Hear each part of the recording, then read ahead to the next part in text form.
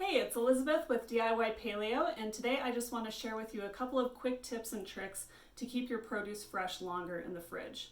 So first, you want to keep ginger and garlic in the freezer.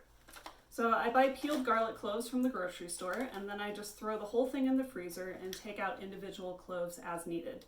Works the same way in a garlic press. You might have to give it a quick rinse under hot water, but works the same otherwise, and the flavor is not compromised. Same thing with ginger. So you can peel a hunk of ginger and then put it in a plastic bag in the freezer. And when you take it out, just give it a quick rinse under hot water and then grate it using whatever grater you have. And that really eliminates a lot of the stringiness that often comes with ginger, so it won't stick to your grater and it won't get in your food. Then you want to treat parsley and cilantro like you do flowers. So oftentimes I see people just throw these in a bag in the fridge and then it gets wilty really fast. So to prevent that, you can just put them in a jar or a glass of water. Not all the way up to the top, probably just a little bit, enough to get the stems in there. Put them in like so. Cover them with a plastic bag, that's pretty important too. And then just store this and it'll be good for about 2-3 weeks. Pretty long time.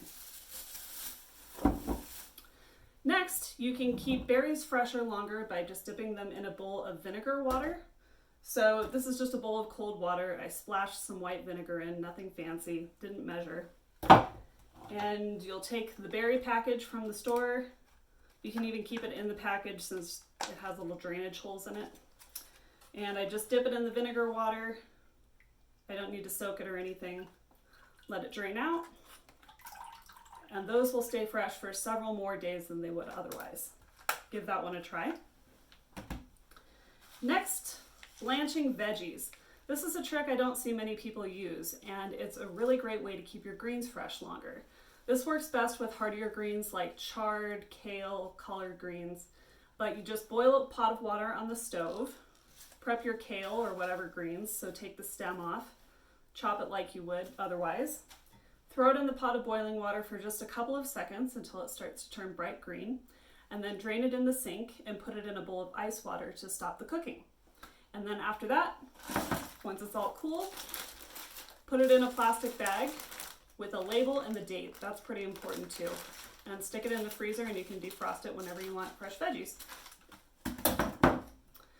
All right, also keeping certain produce items dry is a great way to preserve them. So things like mushrooms and salad greens really don't like to be wet in the fridge. So I always keep my mushrooms just in a paper bag, and this won't keep them long for an exceptionally long time, but definitely more than it would otherwise if you just had them in plastic. And when I get greens from the store, if I get boxed salad greens, I make sure to put a paper towel all the way around the greens before putting it back in the box.